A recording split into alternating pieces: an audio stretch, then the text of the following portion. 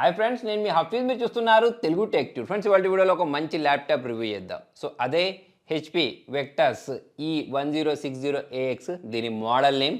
So మరి దీని గురించి మాట్లాడినట్టయితే ఎవరైతే ఎక్కువగా గేమింగ్ చేయాలనుకుంటారో, దాంతోపాటే వీడియో ఎడిటింగ్ చేయాలనుకుంటారో వాళ్ళ కోసం ది పర్ఫెక్ట్ ల్యాప్టాప్ అని చెప్పేసుకోవచ్చు. సో నేను ఇలా ఎందుకు అంటున్నాను అనేది ఈ వీడియోలో ఒక్కొక్క దాని గురించి చెప్పుకుంటూ నేను మీకైతే ఎక్స్ప్లెయిన్ చేస్తాను. సో మరి దీని కలర్ గురించి మాట్లాడితే డార్క్ క్రోమ్ లోగోలో అయితే ఇది కనిపించేస్తుంది. దాంతోపాటు మైకా సిల్వర్ కలర్లో కూడా ఈ ల్యాప్టాప్ చూడడానికి కనిపిస్తాయి. సో చూడండి, దీని యొక్క బిల్డ్ క్వాలిటీ గురించి మీరు మాట్లాడినట్టయితే చాలా ఎక్సలెంట్ కనిపించేస్తుంది, చాలా షైనింగ్ కనిపించేస్తుంది. సో ఎస్పెషల్లీ ఈ బ్యాక్ సైడ్ మనకు ఈ వెక్టస్ అని చెప్పేసి వి లోగో ఏదైతే ఉంటుందో అదైతే మీకు చాలా అట్రాక్టివ్ కనిపించేస్తుంది. అంతేకాకుండా దీని హింజ్ క్వాలిటీ గురించి మాట్లాడినట్టయితే ఇది కూడా బాగుంది. దీన్ని మనం ఒక సింగిల్ ఫింగర్ తోటి పైకి లేపే విధంగా అయితే దీన్ని బిల్డ్ చేయడం జరిగింది.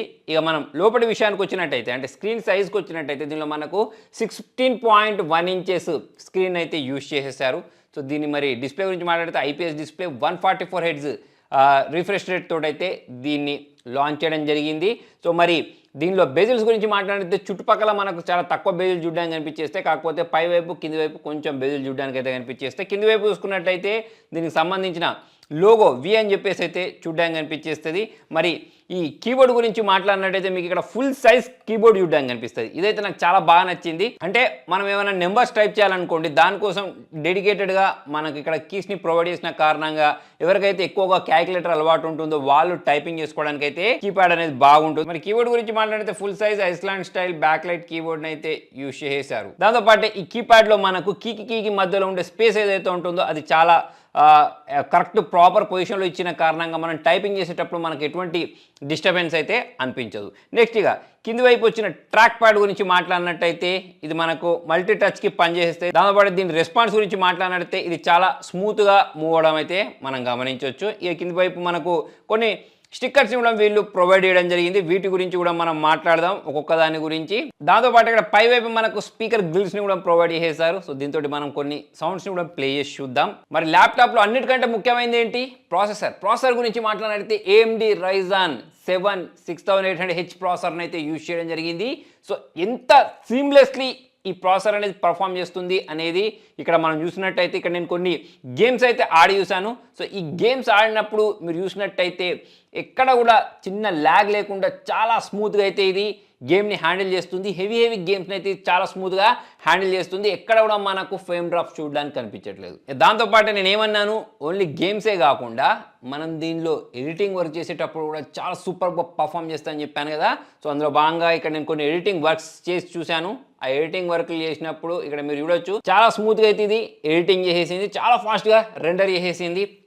అంటే ఎస్పెషల్లీ మీరు ఒకవేళ ఎడిటింగ్ వర్క్ కోసం ఒక ల్యాప్టాప్ కావాలి అని అనుకుంటే మీరు ఎక్కడ కూడా దీని ద్వారా డిసప్పాయింట్ అవ్వరు. అది మీరు ఫోటోషాప్ చేస్తారా, లేకపోతే అడోబ్ ప్రీమియర్లో చేస్తారా, లేకపోతే చిన్న సాఫ్ట్వేర్ యూస్ చేసి ఎడిటింగ్ చేస్తారా అనేది మీ ఇష్టం. కాకపోతే చాలా స్మూత్గా అయితే ఇది హ్యాండిల్ చేయగలుగుద్ది. మరి దీని క్లాక్ స్పీడ్ గురించి మాట్లాడితే అప్ టు 4.7 GHz అయితే దీనిలో యూజ్ చేయడం జరిగింది. అంతేకాకుండా దీనిలో మనకు 16 MB L3 క్యాచే, 8 కోర్స్ 16 థ్రెడ్స్ని అయితే దీనిలో యూజ్ చేయడం జరిగింది. దీని కారణంగా ఇక మీరు మల్టీ టాస్కింగ్ చేసేటప్పుడైనా లేకపోతే బ్రౌజింగ్ చేసేటప్పుడైనా అవన్నీ అయితే చాలా చిన్న టాస్క్లు అని చెప్పేసుకోవచ్చు. బ్రౌజింగ్ చేసుకోవడం, యూట్యూబ్లో వీడియోస్ చూడడం, ఇవన్నీ డే టు డే లైఫ్ యూసేజ్లో చేసే పనులు ఏవైతే ఉంటాయో అవన్నీ మనకు చాలా స్మూత్గా అయితే ఇది హ్యాండిల్ చేయగలుగుద్ది. నెక్స్ట్ దీని డిస్ప్లే సైజ్ గురించి మాట్లాడినట్టయితే 16.1 ఇంచెస్ డయాగ్నల్ ఫుల్ హెచ్డీ ప్లస్ని డిస్ప్లేని ప్రొవైడ్ చేసిన కారణంగా మనం గేమ్స్ ఆడేటప్పుడు ఒక పీసీలో గేమ్ ఆడితే ఎలా వస్తుంది అలాంటి ఎక్స్పీరియన్స్ అయితే వస్తుంది.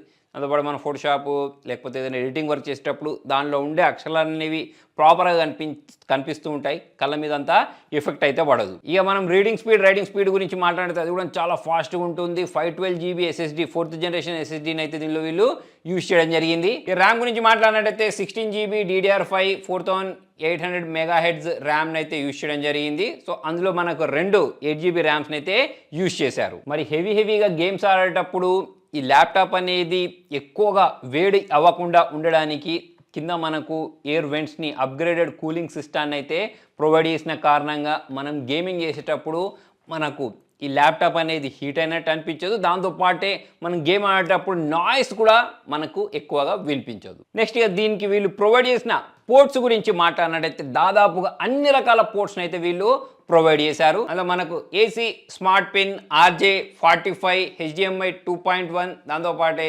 మనకు సూపర్ స్పీడ్ USB టైప్ ఏనైతే ప్రొవైడ్ చేశారు. దాంతోపాటు మనకు దీనిలో స్లీప్ అండ్ ఛార్జ్ చేసుకోవడానికి USB టైప్ ఏ పోర్ట్ని అయితే ప్రొవైడ్ చేశారు. టైప్ Cని కూడా ప్రొవైడ్ చేశారు. డిస్ప్లే పోర్ట్ ఒక ప్రొవైడ్ చేశారు. 1.4 HP స్లీప్ అండ్ ఛార్జ్ ఇది. హెడ్ఫోన్ అండ్ మైక్రోఫోన్ పోర్ట్ ఒకదాన్ని అయితే వీళ్ళు దీనిలో ప్రొవైడ్ చేయడం జరిగింది. ఇంకొకటి ఏంటి అంటే నాకు బాగా నచ్చింది, ఇక్కడ డెడికేటెడ్గా SD కార్డ్ రీడర్ని అయితే వీళ్ళు ప్రొవైడ్ చేశారు. మన జనరల్గా అన్ని ల్యాప్టాప్స్లలో ఈ కార్డ్ రీడర్ చూడడానికి కనిపించదు, కాకపోతే మనకి ఈ కార్డ్ రీడర్ ప్రొవైడ్ చేశారు. ఎవరైతే ఎక్కువ కంటెంట్ క్రియేట్ చేస్తారో వాళ్ళకైతే దీని యొక్క ఇంపార్టెన్స్ అనేది తెలుసుంటుంది. నేనైతే ఎక్కువ కోరుకుంటూ ఉంటాను, ఒక SD కార్డ్ స్లాట్ ఉంటే బాగుంటుందని చెప్పేసి. మీలో ఎంతమంది కోరుకుంటారనేది కింద కామెంట్లో రాయండి. ఈ ఓఎస్ గురించి మాట్లాడితే ఇది మనకు already out of box Windows 11 తోటి వస్తుంది, లేటెస్ట్ OS తోటి వస్తుంది. కాబట్టి దాని గురించి కూడా మనము టెన్షన్ తీసుకోవాల్సిన అవసరం అయితే లేదు. మరి దీనిలో గేమింగ్ అనేది చాలా స్మూత్గా రన్ అవ్వడానికి ఎన్విడియాకి చెందిన RTX 3060 Ti GPUని అయితే యూజ్ చేశారు. సో మరి ఇది 4GB GDDR6 గ్రాఫిక్ కార్డు. దాంతోపాటే మనం ఆఫీస్ వర్క్స్ ఇంట్లో నుంచి చాలానే చేస్తూ ఉంటాం కదా, అటువంటిప్పుడు కాల్ మాట్లాడుకోవడానికి దీనిలో 720p HD వీడియో క్యామ్ కూడా ప్రొవైడ్ చేశారు. సో చాలా తక్కువ నాయిస్ అయితే వస్తుంది. ఇక్కడ మీరు చూడొచ్చు, నేను దీనిలో వెబ్ క్యామ్లో టెస్ట్ చేసినప్పుడు మంచి లైటింగే ప్రొవైడ్ చేస్తుందని చెప్పేసుకోవచ్చు. అంటే మనం ఎవరితోటైనా వీడియో కాల్ మాట్లాడేటప్పుడు ఇది డీసెంట్గా అయితే వర్క్ చేస్తుంది. మరి దీని బ్యాటరీ బ్యాకప్ గురించి మాట్లాడినట్టయితే 70 Wh 4 cell lithium ion polymer బ్యాటరీని అయితే దీనిలో వీళ్ళు యూజ్ చేయడం జరిగింది. ఒక 8 అవర్స్ వరకు అయితే మనం దీనిలో బ్యాటరీ బ్యాకప్ని అయితే